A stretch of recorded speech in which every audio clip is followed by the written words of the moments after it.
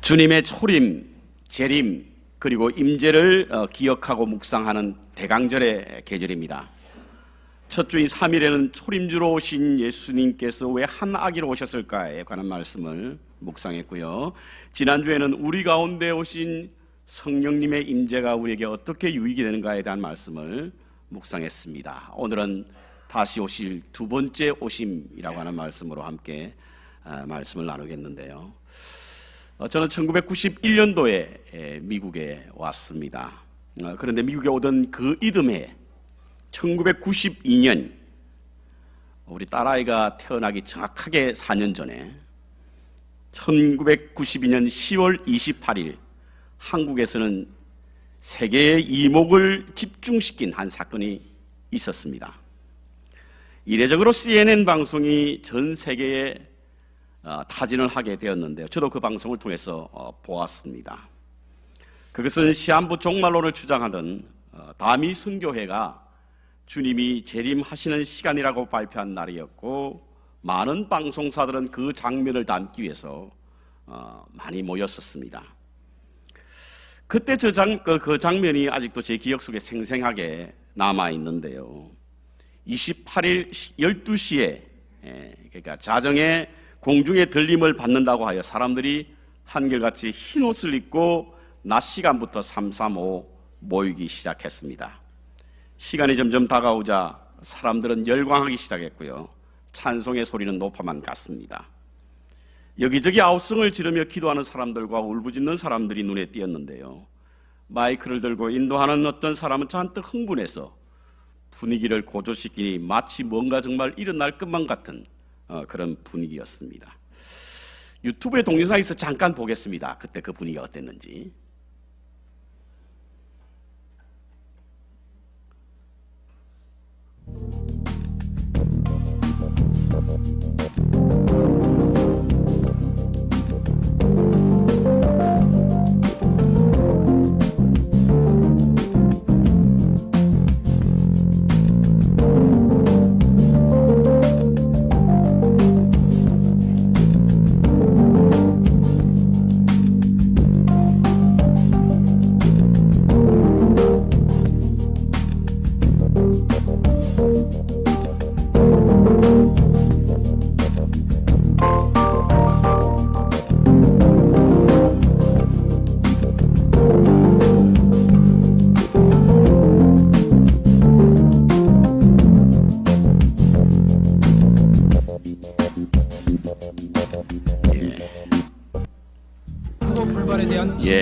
됐습니다.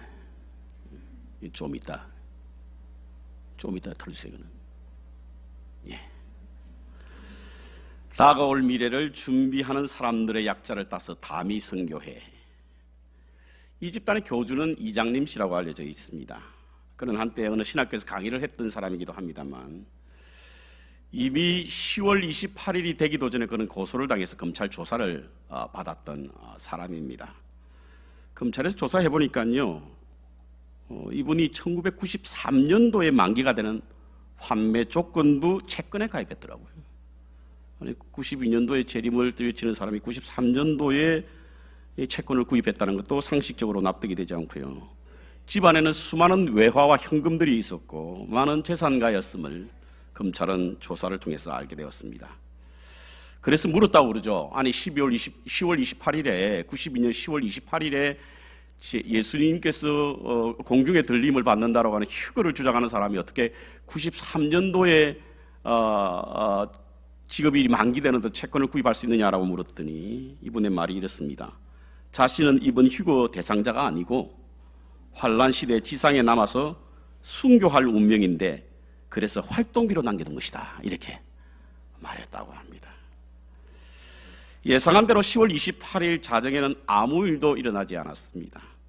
많은 사람들은 허탈해했고 실망했고 돌아섰지만 그중에 몇몇 사람들은 여전히 휴거에 대한 환상에서 벗어나지 못하고 있다라고 전해지고 있습니다. 특히 황당했던 것은요, 10월 28일에 아무 일이 일어나지 않자 그들이 뭐라고 주장하고 있냐면, 그날의 그 시는 바로 우리 시간이 아니고 예루살렘 시간이다, 이렇게 이제 바꿔가면서 그날을 또 기다렸다라고 하는 소식이 있고요.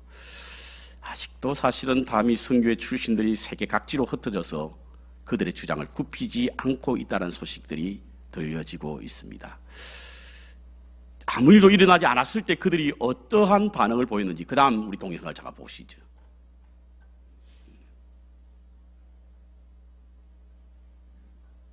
부끄러워하겠어요. 예수님이 나의 생명의 주인이고 오실 예수님 기다렸는데 에러가 났으면 또 오실 예수님 기다리면 되는 거 아니겠어요? 부끄럽습니다. 네. 휴거가 불발하고 난 다음에 예배당한 분위기가 어땠습니까? 신도들은 애써서 태어난 정확한 그러한 분위기를 갖는 사람도 있었어요. 열광적인 어젯밤과는 달리 오늘 많은 종말론 교회들이 문을 닫거나 폐쇄된 채 적막감이 감돕니다. 그토록 믿었던 휴거 불발로 인해 이들이 겪어야 될 갈등과 후유증은 클 수밖에 없습니다. 휴거 불발에 대한 신자들의 반응도 가지가지였습니다. 무엇을 이장님 씨는 1년 동안 사기죄로 옥에 갇혀졌는데요. 그는 옥살이를 하고 난 이후에 한 언론사와의 인터뷰에서 이런 말을 했습니다. 시한부 종말론은 완전히 잘못된 것이며 영혼에 대한 마약과 같은 것이다. 이렇게 말했습니다. 정말 그렇습니다, 여러분. 휴거의 날이라고 정해진 28일, 그 28일이 되기 3일 전에 이미 이장님 씨는 28일은 아무 일도 일어나지 않는다라고 선포했습니다. 그리고 휴거는 잘못된 것이라고 말했는데도 불구하고요, 사람들은 마치 마약에 중독됐던 것처럼 그날을 기다리고 있었다라고 했습니다. 특히 28일이 어떻게 나왔는가 라고 물었더니 어느 한 고등학교 2학년 학생이 소위 말하는 하나님으로부터 직통 계시를 받아가지고 그날이 바로 휴거의 날이다 라고 하는 그런 말, 그것으로 말미암아 휴거의 날이 시작되었다라고 하는 이 어이없는 말에 한국 교회가 신학적 기반이 얼마나 취약한지, 영적 토대가 얼마나 허약한지를 알게 하는 그런 사건이었습니다. 무분별하게 직통계시라고 하면 받아들이는 이러한 우리의 신앙적 토대가 바로 이러한 해프닝을 만들어내게 되었다라고 봅니다. 우리가 휴거라고 하는 말을 사용하지만 사실은 그 단어가 성경에는 나와 있지 않습니다. 이 단어는 오늘 본문에 나오는 구름 속으로 끌어올리심 혹은 공중의 들림이라고 하는 말을 한자로 표현한 것이 바로 휴거라고 하는 말인데요. 이 말이 기독교에 알려지게 된 것은 어니스트 앵겔이라고 하는 사람이 쓴 휴거라고 하는 책, 그 책이 전 세계적으로 171개국으로 번역되는 과정에 있어서 사람들이 이 말이 익숙하게 되었는데요. 원래 이 어니스트라고 하는 분이 이 책을 쓰게 되었던 이유는 바로 오늘날 그리스도인들의 나태함에 경각심을 불러일으키기 위해서 글을 썼습니다. 근데 이것을 잘못 호도해서 마치 어떤 날에 이와 같은 일이 일어날 것만 같은 그런 마음으로 유혹하는 사람들에 의해서 휴거가 잘못 와전되었던 것입니다. 이와 같은 사건으로 사회적으로, 종교적으로, 교회적으로 매우 큰 폐해와 큰 상처를 남겼습니다. 많은 사람들이 직장을 그만두고 그곳으로 모여들었고 자신의 재산을 정한 날짜까지만 사용하고 그 나머지는 다 교회에다 바쳤으며 아이들을 데리고 간 주부들도 있었고요. 가출한 주부들도 있었고요. 어떤 한 여고생은 그곳에 가지 못하게 하는 부모들의 반대 때문에 음독 자살하는 사건도 있었습니다. 교회적으로도 이와 같은 일로 인해서 급격한 교회 감소를 가져오게 되었는데요. 무엇보다도 그렇지만 더 우리의 마음속에 그리고 큰 상처를 남겼던 이유는 성도들에게 재림의 신앙을 제대로 가지게 하지 못하고 부정적인 생각을 갖게 하는 것이 가장 큰 타격이었다고 볼 수가 있습니다. 성경에는요, 재림에 관한 말씀이 참으로 많이 나와 있습니다. 초기 기독교의 공동체는 사실 재림의 공동체였거든요. 부활하시고 승천하신 예수님께서 곧 이 세상에 다시 오신다라고 하는 믿음에 근거한 공동체가 바로 교회 공동체입니다. 이는 복음서와 서신서에도 많이 기록되어 있는데요. 예를 들어서 여러분 달란트 비유나 혼인잔치의 비유, 열처녀의 비유 같은 것은 모두 다 주님이 오신다라고 하는 것을 강조하기 위해서 예수님께서 하신 비유이거든요. 주인이 정한 때에 5달란트, 2달란트, 1달란트 받은 사람에게 정산하러 오시겠다. 그리고 10처녀의 비유를 통해서 슬기로운 5처녀와 미련한 5처녀를 구분할 때에 신랑이 반드시 온다. 이것이 바로 이제 예수님께서 비유로 재림에 관한 말씀을 하셨는데요.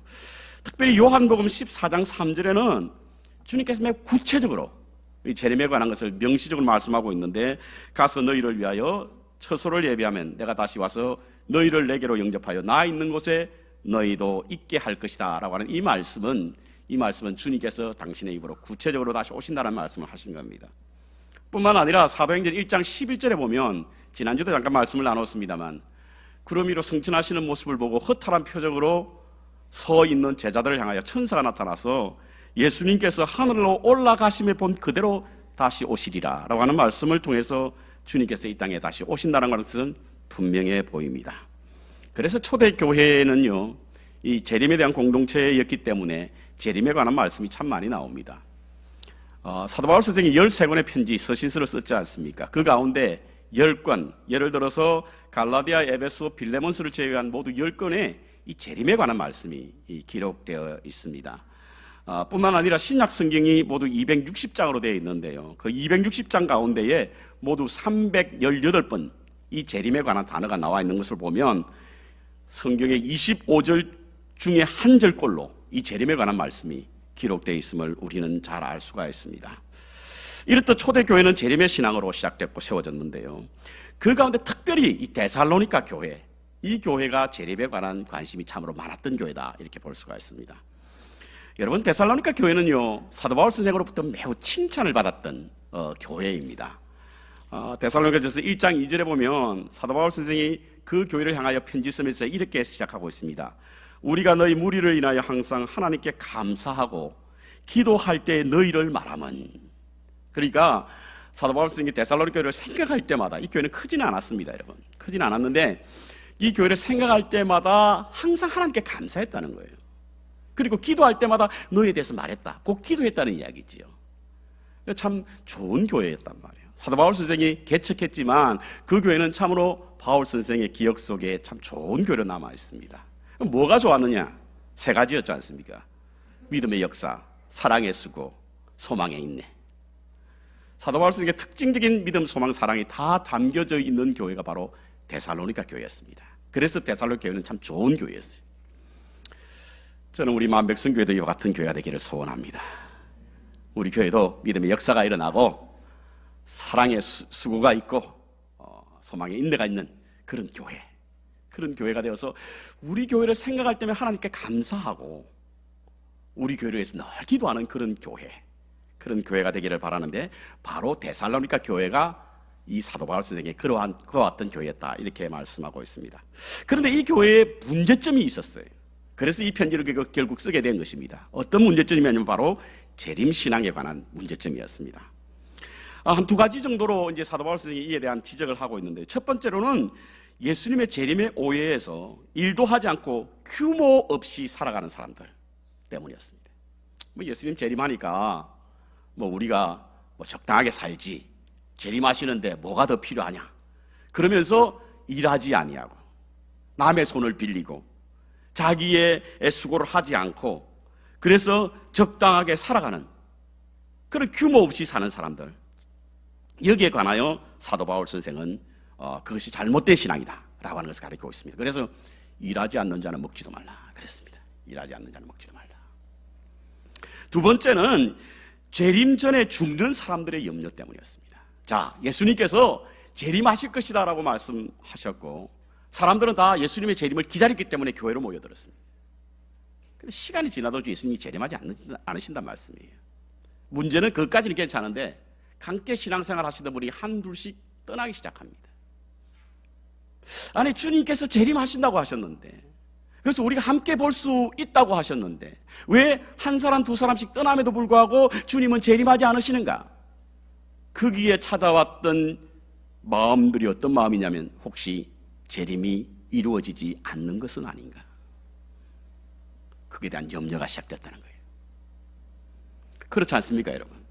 주님께서 다시 오시겠다고 약속하셨는데 그것이 이루어지지 않으니까 염려가 두려움으로 바뀌어서 사람들에게서는 한 사람 두 사람씩 떠나가는 이 환경에도 어떻게 해서 주님께서 재림하시지 않으신가 두려움에 사로잡히게 되었던 것입니다. 혹시 재림이 잘못된 것은 아닌가? 본문은 이 죽은 자의 부활에 관하여 재림시의 장면을 증명하고 있는데요. 그래서 오늘 본문에는 13절부터 18절까지 예수님께서 재림시에 어떤 일이 일어나는가에 대한 말씀하고 있는데 13절부터 시작하는 말씀은 이렇게 말씀하고 있습니다. 형제들아, 자는 자들에 관하여는 너희가 알지 못함을 우리가 원치 않는다. 자, 죽은 자를 갖다 자는 자라고 표현한 거예요. 여러분, 죽은 자와 자는 자의 차이가 무엇입니까? 죽은 자는 깨어날 수 없고 자는 자는 깨어날 수 있다는 것 아닙니까? 그러니까 사도 바울 선생은 데살로니가 교회를 향하여 죽었다라고, 죽은 자에 관하여라고 말하지 않고 자는 자에 관하여라고 하는 말씀을 하신 이유는 바로 그리스도인의 죽음이라고 하는 것은 죽은 것이 아니라 잔다 이겁니다. 잔다는 의미는 다시 깨어난다 이런 뜻이에요. 예수님이 이 땅에 오셔서 십자가에 달려 돌아가시고 부활하심으로 말미암아 삶과 죽음의 경계선을 허물어뜨렸잖아요. 그래서 우리는 이 땅에 살아서 믿는 자는 영원히 살고 죽어서 믿는 자는 죽어도 살겠고 살아서 믿는 자는 영원히 죽지 않는다라고 하는 말씀은 바로 삶과 죽음의 경계선을 허물었단 말씀이에요. 그래서 이 땅 위에 육신을 떠나서 죽은 자라고 할지라도 그 죽은 것이 아니라 끝이 아니라 다시 깨어나서 자기 때문에 다시 깨어나 일어날 수 있다라고 하는 사실인 것입니다. 그래서 그들도 우리 주님께서 오실 때에 주님께서 재림하실 때에 동일하게 영광에 참여한다. 이것이 오늘 본문 말씀입니다. 죽었다고 아직 떠난 것이 아니고 재림을 맞이하지 못하는 것이 아니고 그들도 함께 주님이 오실 때 영광에 이를 수 있다라고 하는 말씀을 하고 있습니다. 그러면서 결론적으로 18절에 소망 중에 서로 위로하라. 두려워하지 말라는 거예요. 죽은 자가 있다고 해서 재림이 이루어지지 않는 것이 아니라는 거예요. 자, 이와 같은 말씀을 우리가 묵상하면서 그럼 두 번째로 오시는 주님의 재림을 기다리는 우리의 믿음의 자세는 어떠해야 할 것인가에 대한 말씀을 한 두 가지로 나누겠습니다. 첫 번째로 우리의 삶에 힘쓰라 이겁니다. 11절 보겠습니다. 11절에 보니까요, 오늘 읽지는 않았지만 4장 11절에 보니까 또 너희에게 명한 것 같이 종용이 자기 일을 하고 너희 손으로 일하기를 힘쓰라. 종용이 일을 하고 너희 손으로 일하기를 힘쓰라고 하는 거예요.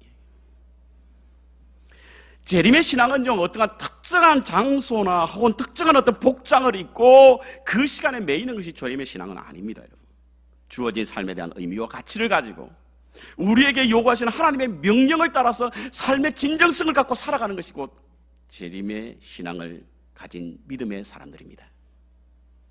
그러한 삶을 산다고 한다면 우리가 언제든지 오셔도 무슨 상관이 있습니까? 언제든지 오셔도 무슨 상관이 있어요? 굳이 알아야 될 필요가 있습니까? 굳이 그 날짜에 갈 필요가 있어요? 오늘 하루의 삶의 진정한 삶을 산다고 한다면 주님이 언제 오시든 어디 오시든 그것은 상관이 없는 일이지 않습니까? 그래서 11절에 종용이 너희에게 일을 하고 너희 손으로 일하기를 힘쓰라 이렇게 말씀하고 있는 겁니다. 시한부 종말론을 주장하는 사람들의 치명적인 과오가 바로 이 말씀을 따르지 않는다는 거예요. 일할 필요가 없다는 거죠. 물론 주님이 오시는 그날은 우리가 이 땅의 수고가 없어지고요, 이 땅의 모든 소유가 필요 없습니다. 하지만 성경 어디를 보아도 주님의 오심을 기다리는 자가 이와 같은 삶을 살라고 하는 말씀은 없습니다. 그럼에도 오늘날에도 여전히 이와 같은 속임수로 사람을 현혹하는 사람도 있지 않습니까? 몇 년 전인가요? 한국에서 전쟁이 일어난다고 이민을 간 사람들의 이야기를 담은 그것이 알고 싶다, 그 제목이 노아 방주로 들어간 사람들이라고 하는 제목으로 이 그것이 알고 싶다라고 하는 것이 방영되었습니다. 어떤 유명한 예언가라고 하지요. 아마 몇 개 맞추기도 했던가 봅니다. 그 방면에서 꽤 이름이 나 있던 사람이, 이 사람이 하나님으로부터 직통 계시를 받았는데 12월 달에 한국에 전쟁이 일어난다는 거예요. 그걸 다 도망가라고 하는 거예요. 도망가라. 그래서 필리핀으로 집단 이주했던 적이 있어요. 문제는 직통 계시예요. 그 사람을 믿는 사람도, 그리고 그 사람을 초대하는 목사도 저는 이해할 수가 없습니다. 그 말을 믿고 자신만 살겠다고 떠나는 사람도 한심해 보이고요, 그것을 진리라고 강단 허락하는 사람도 납득이 되지 않아요. 문제는 그렇게 떠난 사람들이 지금 돌아오지 않고 있대요. 필리핀의 어느 지역에 거기서 난민으로 살고 있답니다. 마태복음 24장에 보면 예수님께서 종말에 일어날 일에 대하여 이와 같은 말씀을 했습니다. 한 사람은 데려감을 당하고 한 사람은 남겨짐을 당한다. 아시죠? 두 사람이 함께 맷돌 갈다가 한 사람은 데려감을 당하고 한 사람은 남겨짐을 당하고, 두 사람이 함께 밭을 갈다가 한 사람은 데려감을 당하고 한 사람은 남겨짐을 당하고. 여러분, 맷돌을 간다라고 하는 것과 밭을 간다라고 하는 것은 무엇을 의미합니까? 우리 일상을 말하는 거예요. 정상적인 생활을 말하는 것입니다. 주님의 재림은요, 우리의 일상 가운데 임하시는 거지, 정상적인 생활하는 그 가운데 임하는 것이 특별하게 어떤 것을 행한다? 아니라고 하는 거예요. 주님을 기다린다고 일상을 포기하고 떠나는 것은 잘못된 가르침입니다. 이러한 것에 현혹되어서는 결코 안 됩니다. 여러분. 요한계시록 2장에 보면요, 서머나 교회를 향하여 하나님의 영이 뭐라고 말씀하고 있냐면 죽도록 충성하라, 생명의 면류관을 너에게 주리라, 이렇게 말씀하고 있어요. 뿐만 아니라 마태복음 25장에 보면 달란트 비유를 통해서 주인이 5달란트와 2달란트를 남긴 자를 향하여 착하고 충성된 종아, 내가 작은 일에 충성하였으니 내가 많은 것으로 내게 맡길 것이라, 내 주인의 즐거움에 참여하리라, 이렇게 말씀하고 있어요. 내 주인의 즐거움에 참여한다고 하는 것은 주님이 다시 오신다는 말씀이거든요. 잔치를 의미하는 거지 않습니까? 여기에서 주님을 맞이하게 되는 우리 믿음의 삶의 어떤 동기라든지 믿음의 삶을 살아가는 사람들이 주님을 맞이할 수 있는 조건은 뭐냐면 충성이 충성. 충성이 뭡니까? 충성이 어떤 것이 충성이에요? 충성이라고 하는 것은요, 자기의 맡겨진 일을 존귀하게 여기고 최선을 다하는 것이 바로 충성입니다. 어떤 일을 맡기든지 그것을 소중하게 여기고 귀하게 여김으로 말미암아 최선을 다하는 것이 바로 충성이에요.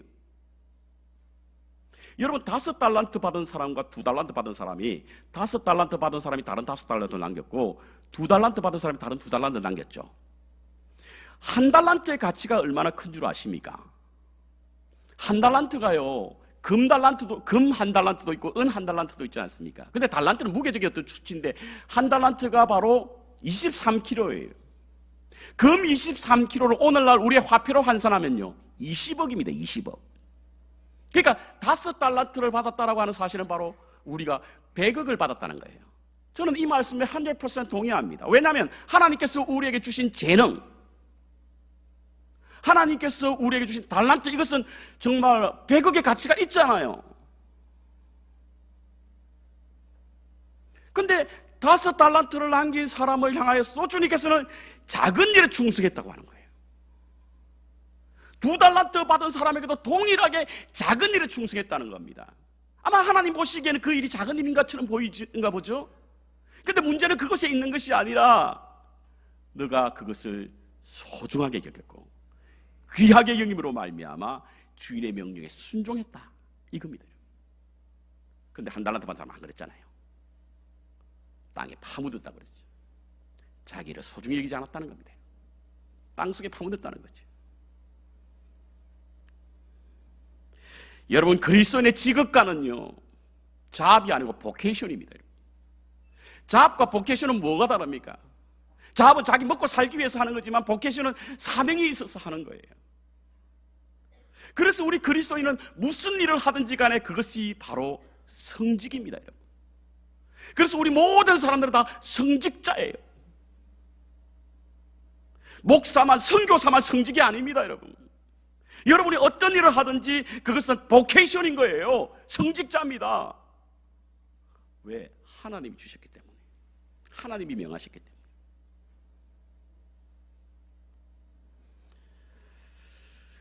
세상 사람들은 화이트 클래스니 블루 클래스니 말하지만요, 그것은 사람이 정한 거지 하나님이 정한 것은 아닙니다. 하나님은 다 똑같이 적은 일이고 그 일에 충성한 자가 하나님의 잔치에 참여할 수 있다는 사실입니다. 이탈리아 남부 나폴리에 가면 폼페이라고 하는 도시가 있습니다. 제가 작년에 11월 달에 다녀왔는데요, 꼭 그곳과 사도 바울 선생의 참수틀을 보고 싶어서 다녀왔습니다.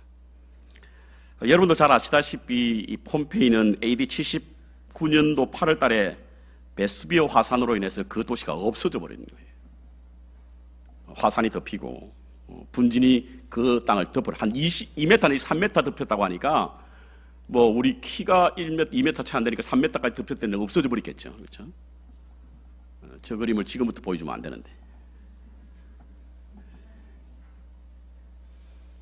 없어져 버려요. 지금부터 보여주면 안 된다니까. 방문했을 때 제가 가이드에게 물었습니다. 대개 화산이 일어나면 다 피하고 되는데 왜 그때는 피하지 않아서 그렇게 다 사람이 2,000명가량 죽었다고 그러죠? 그랬더니 그분이 가이드가 하실 말씀이 그 당시에 이 화산은 일반적이었고 쿵쿵쿵쿵 소리가 났답니다. 평소에도. 그래도 아무 일이 없었기 때문에 그날도 아무 일이 없을 것이라 생각했는데 베수비오의 화산이 폭발되면서 그 분진이 날아와서 덮는 바람에 사람들이 다 죽었다는 거예요. 그런데요, 화석을 이렇게 지금도 이것이 다 발굴되지 않았습니다. 한 3분의 2 정도만 발굴됐대요. 뭐 지금 한 1,500년이 지났는데도 불구하고 다 발굴이 되지 않았다. 한 3분의 2 정도 발굴됐는데요. 발굴하는 방식이 어떤 방식이냐면 이렇게 땅을 파다가 안에 어떤 그 사람이 묻혀 있거나 어떤 것을 탐사할 때 되면 그 탐사하는 사람들이 그곳에 화석 우리 석고 같은 거 이걸 갖다 집어넣는다는 거예요. 그래서 그것을 그대로 보존하고 그것을 판답니다. 그대로 드러낸다는 거예요. 그런데 드러내고 보니까 그 당시가 얼마나 비참했는지 그 참상이 그대로 다 보이더라는 거예요. 이때부터 이제 그림을 보이는 거예요. 이게 뭡니까, 여러분?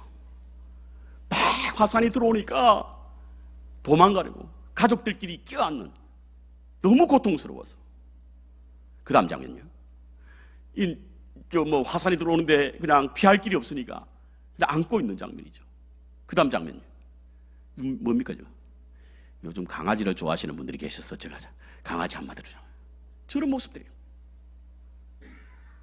그런데요, 1748년도에 어떤 한 발굴팀이 아주 놀라운 사실을 하나 발견했습니다. 무엇이었냐면 바로 한 군사였어요. 군사. 머리에 투구를 쓰고 갑옷을 입고 손에 창을 든 채 그대로 묻혀있는 한 병사를 보았습니다.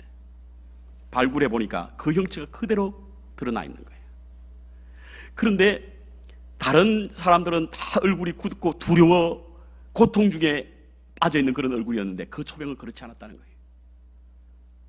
그래서 그 장면을 보고 영국의 콘트러라고 하는 사람이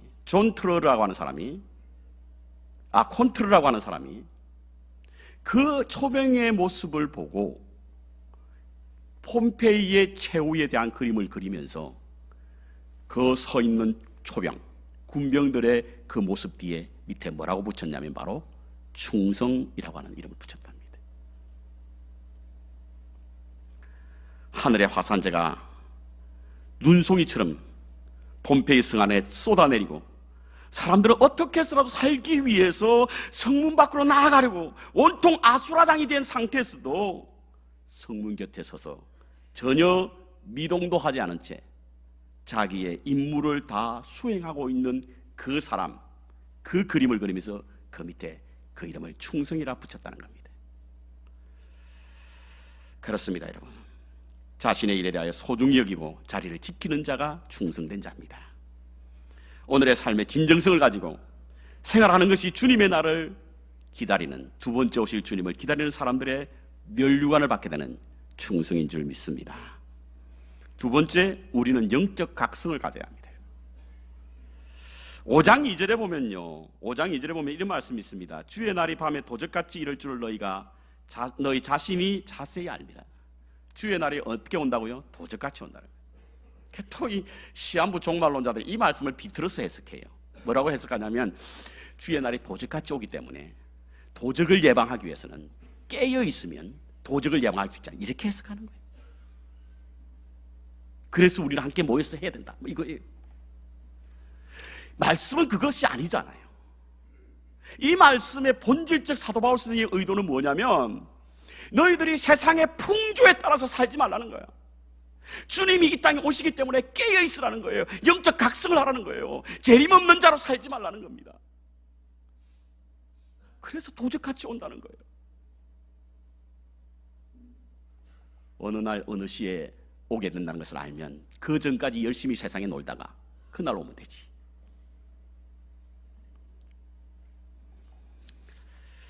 영적 생활에 긴장감을 늦추지 말고 주님이 다시 오시늘까지 우리가 깨어서 있어야 한다는 의미로 이와 같은 말씀을 하신 것입니다.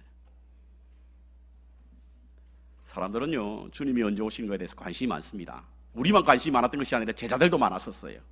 그래서 제자들이 예수님께 물었지 않습니까? 주님 언제 다시 오시죠? 나는 모른다고 주님 말씀하셨어요. 천사도 몰라라고 말씀하셨어요. 오직 아시는 이는 하나님이시라고 그럽니다. 그런데 왜 시한부 종말론을 주장하는 자들은 안다고 말하는지 알 수가 없어요.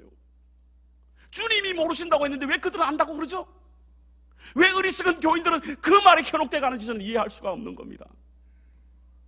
주님도 모르신다고 하셨는데 어떤 계산법, 노스트라다무스가 이 세기 말에 그와 같은 종말이 이랬을 것이다, 그것을 역으로 계산해가지고 7년 일에서 1992년 10월 28일이라고 말하는데 도무지 납득할 수가 없는 일에 현혹되어 가는 것을 보면 안타깝습니다. 여러분, 깨어있으라고 하는 말이 무슨 의미냐면 바로 주님이 오실 때까지 너희들이 영적으로 깨어있어 주님을 기다리라는 뜻입니다. 군대 가면요, 초병 근무를 쓰죠. 경계 근무를 쓰지 않습니까? 경계 근무를 쓰는 이유는 바깥에 있는 적으로부터 국민의 재산과 생명을 지키기 위한 이런 어떤 초병의 임무에 따라서 초병 근무를 쓰는데요, 사실은 바깥에서부터 들어오는 사람이 두려운 것이 아니라 안에서부터 검열하는 사람이 더 두렵죠. 자는가 안 자는가 보러 다니거든요.